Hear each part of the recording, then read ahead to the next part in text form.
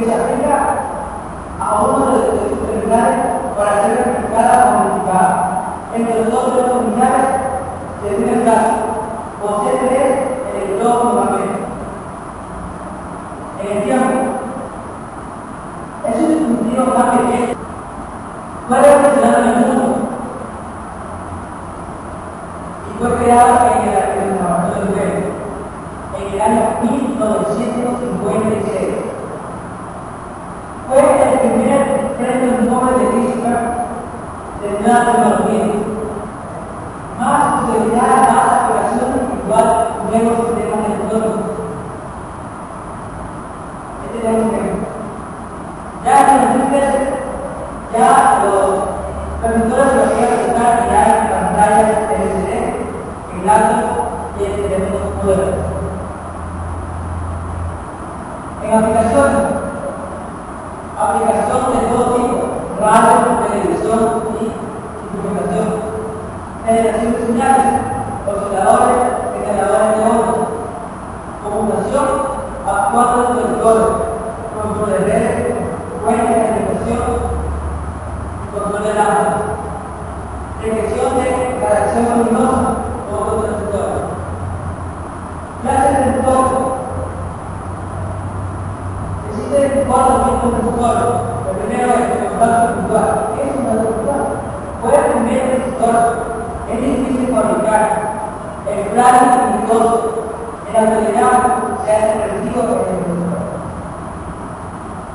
El fototransistor es sensible a la radiación de la luz, recibe cargas eléctricas en forma de luz.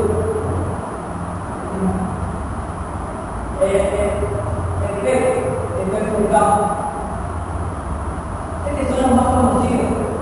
Tienen 3 terminales denominadas puerta, generador, puerta.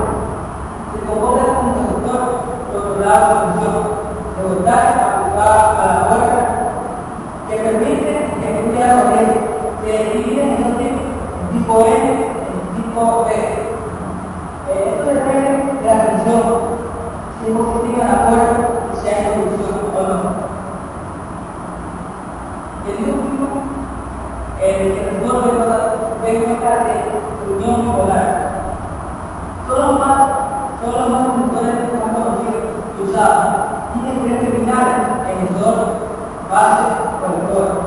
Están formados de 2 uniones, P y N, muy cercanas entre sí, que permite controlar el paso de la corriente a través de los terminales que se dividen en 2, NPN y PNP, dependiendo del lugar dentro de la región en la cual se encuentra.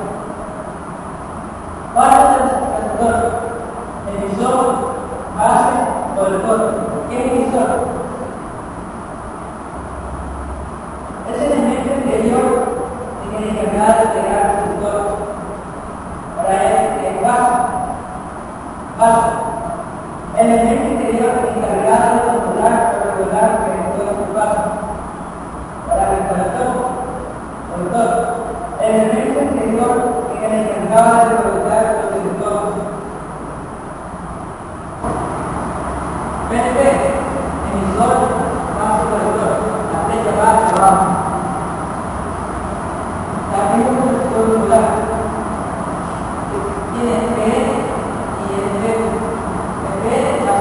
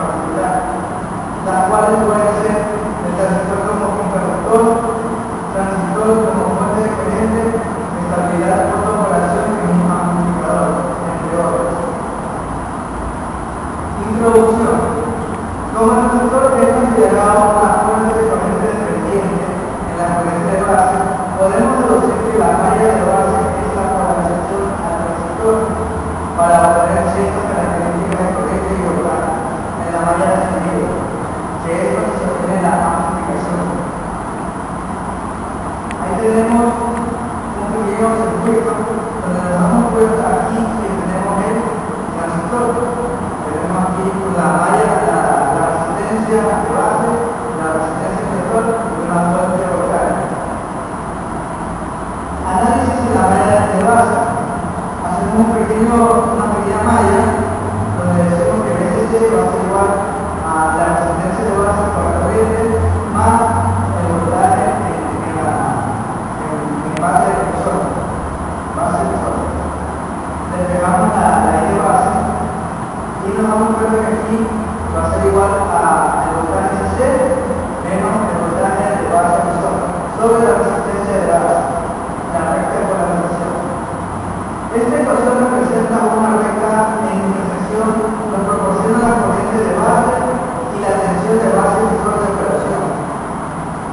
Aquí tenemos la malla, el circuito, y tenemos la curva que efectúa en este circuito.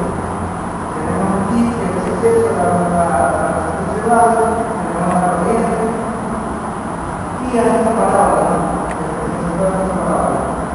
Como la variable a controlar es la corriente de colector y esta corriente depende de la corriente de base. Entonces tenemos aquí el circuito. Tenemos que la I de colector va a ser igual a beta por C menos la base de emisor sobre la resistencia de base. De esta ecuación puede notarse que la corriente del colector variará para el mismo diseño debido a la gran variación de efecto para un resistor. Aún tratándose del mismo tipo, tenemos otro análisis de malla, pero ahora en un colector. Tenemos que el voltaje C va a ser igual a la resistencia del colector por la corriente del colector más el voltaje, pero ahora en colector emisor. Y que la corriente, menos la corriente del colector, que va a ser igual al voltaje C menos la corriente del colector emisor sobre la resistencia del colector. A esta ecuación se le conoce como la recta de carga en CD y sobre la que se encuentra el punto de operación. Con dos puntos conocidos, dicha recta puede tratarse. Estos puntos son el de corte, donde la corriente del colector va a ser igual a cero y el voltaje del colector emisor va a ser igual al voltaje C. Y por saturación, en este lado, tenemos que el voltaje en colector emisor va a ser igual a cero y la corriente del colector va a ser igual al voltaje C sobre la resistencia del colector. Y aquí tenemos la gráfica donde nos muestra la curva característica. Tenemos una curva regresiva del voltaje C sobre la resistencia del colector y tenemos la corriente del colector de carga. Aquí tenemos el punto de operación en la corriente de carga y el voltaje en el punto de operación.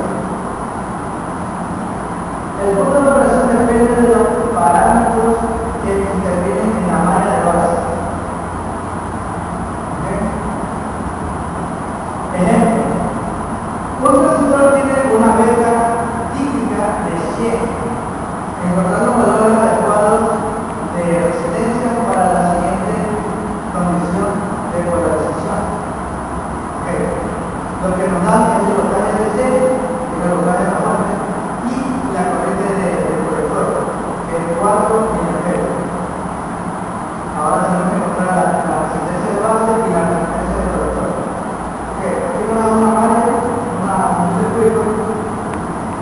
Nosotros vamos a hacer una pequeña malla para hallar cada circuito. Punto de operación igual a la mitad de la recta de carga. Aquí tenemos la solución.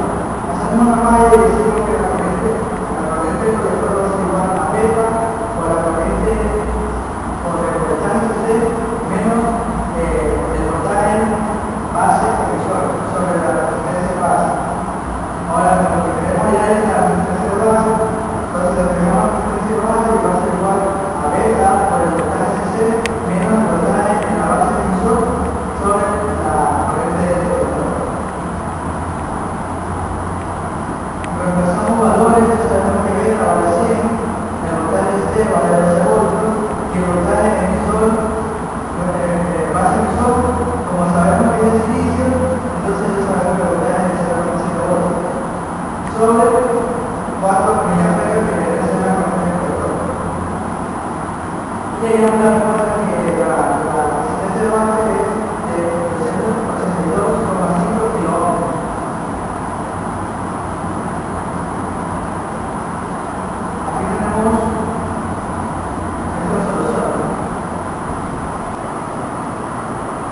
Bueno, en estos días concluida la exposición, espero que haya sido de su agrado.